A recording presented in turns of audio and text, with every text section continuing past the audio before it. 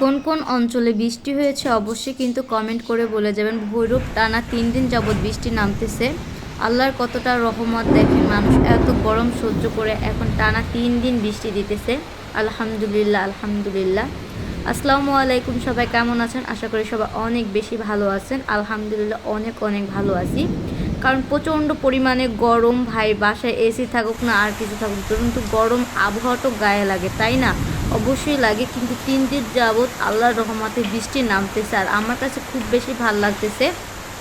আর বৃষ্টির শব্দ শুনলে আমার কাছে অনেক ভালো লাগে, মানে বলার বাইরে। কিন্তু এই বৃষ্টিতে গ্রামের মানুষের অনেক ক্ষতি হয় এবং যাদের বাড়িঘর ছোট ছোট বা ঝড় হলে তাদের অনেক বেশি ক্ষতি হয়। দেখেন আমি বাসা বাড়িতে থেকেও আমার কত বড় ক্ষতি হয়েছে দেখছেন। দেখেন আমার পাকঘরের জানালাটা কিন্তু এই যে পানি চলে আসতেছে, মানে এত বেশি বৃষ্টি নামতেছে যে থাই গ্লাসের ভিতর দিয়েও পানি মানে চলে আসতেছে, এই অবস্থা। তো তারপরেও মানে অনেক বেশি ভাল লাগতেছে, কারণ গরম থেকে মানুষ বাঁচবে, কারণ এই গরমে অনেকের ক্ষতি হয়। দেখতেছেন যে এই ছোট্ট পাতিলটা কিন্তু আমার ছোট্ট বোন আমাকে কিনে দিয়েছিল। ওর যখন 7 বছর তখন ওই পাতিলটা আমার 10 টাকাতে কিনে দিয়েছিল।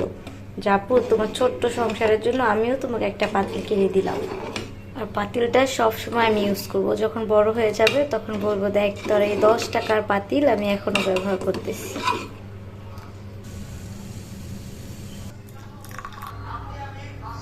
আমার এই ছোট্ট সংসারের জন্য কম বেশি সবাই ছোট ছোট জিনিস কিনে দিয়েছে, কিন্তু কিনে দেয় না কিছু একটা মানুষ, কিন্তু তাদের আমি কখনো ভুলবো না।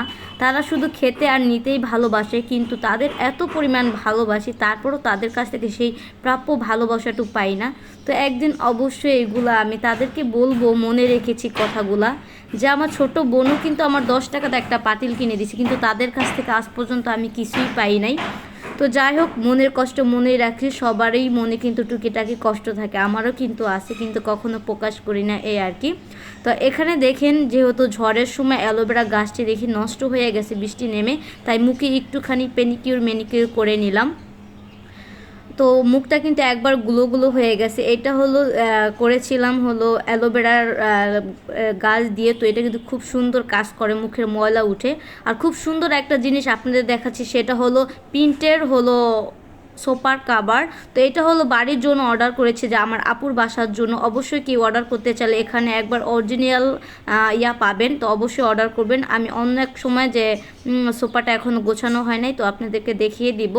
খুব সুন্দর একটা কাভার, এবং আপনারা যোগাযোগ করতে পারেন, খুব ভালো কোয়ালিটি এবং গ্যারান্টি সহকারে। আর আজকে এরপর দুপুরে রান্না করলাম করলা ভাজি, আর অসাধারণ একটা রান্না করব সাথে আলু দিয়ে। এভাবে কি কখনো ডিম ভুনা করে খেয়েছেন? এটা কিন্তু খেতে খুব বেশি মজা। তো এই রান্নাটা কিন্তু আমি বাড়ি থেকে শিখেছি, বিশেষ করে আমার আপুর কাছ থেকে। আমার আপু এই রান্নাটা অনেক মজা করে রান্না করে। তো এখানে পরিমাণ মতো সব হলুদ মরিচ, তারপর আদা রসুন বাটা এবং আলু, এই যে আলু ভাজির মতো সুন্দর করে কুচিয়ে এরপর এটাকে সুন্দর করে কষিয়ে নিব। কষানোর পর এটাকে এখন পানি দিয়ে সিদ্ধ দিয়ে দিব, খুব স্যাম্পলভাবে এটা করে। আর কিছু টমেটো দিলে তো খেতে আরও বেশি মজা হয়। কে কে এই রান্নাটা খেয়েছেন অবশ্যই কিন্তু কমেন্ট করে বলে যাবেন, আর খেতে কেমন লাগে। আমার কাছে তো দুর্দান্ত লাগে, অনেক বেশি ভালো লাগে। এরপর পরিমাণ মতো পানি দিয়ে দিলাম সিদ্ধর জন্য। এখন এই যে প্রায় সিদ্ধ হয়ে গেছে, তো এখন ভেজে রাখা ডিম 2টা দিয়ে দিব। অনেকে আমার রান্না দেখে বলে, আপু এত কম কম কেন রান্না করেন? ভাই, আমরা দুজন মানুষে অনেক কম কম খাবার খেতে পছন্দ করি, কারণ আমার ভাত জিনিসটা আমাদের একদমই পছন্দ না। তো এই রান্না দেখে অনেকে বলে এত কম কাকে খাওয়াবেন, কারণ একটুখানি বেশি রান্না করলেই থেকে যায়, এবং বাসি জিনিস আমরা একদমই খেতে পছন্দ করি না। তো ফাইনালি কিন্তু এই দেখেন, কথা বলতে বলতে আমার রান্নাটা শেষ। তো কেমন হয়েছে তরকারিটা অবশ্যই কিন্তু বলবেন।